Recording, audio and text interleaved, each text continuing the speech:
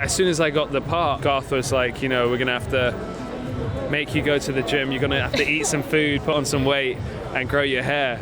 So those were my marching orders, and I called up my agent and was like, look, I don't want to work for 8 months. You know, we had a good lead up, and I was like, you know, with a role like this, you kind of have no other choice but to put that amount of time in to do it justice. And a lot of it was kind of isolation, you know, traveling through India on these trains and spending time in orphanages and writing diaries and all that kind of stuff. And, you know, it was a really enlightening experience. Its basic elements are very simple. It's a 25-year stretch, and there's a complex technological thing.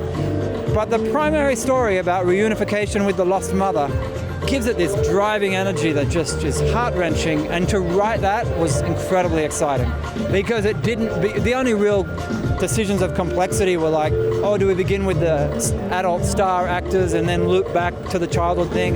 But in the end, we decided to begin at the beginning, trust the strength of the story, begin at the moment the journey happens for this 5-year-old child who gets lost, and his whole life changes at that moment. When I got lost at a supermarket from my mum, it was a nightmare, and it just felt like it was never going to end. But for him to be separated on this train from his family and then get hurtled across this continent and have to survive by himself, and to do so, it's incredible. Dev was an obvious contender, and early in the process of writing the screenplay, I was working with Garth Davis, the director, and we were in LA, and Dev came over to our place and we met, and that was an informal thing, but it helped me to just think he was the face in my mind as I was writing.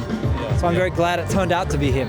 What I hope people experience is that they have a good cry, but it's not a traumatic cry, that they come out feeling elated, because ultimately it's a kind of triumphant, feel-good ending, but it does tend to make you cry.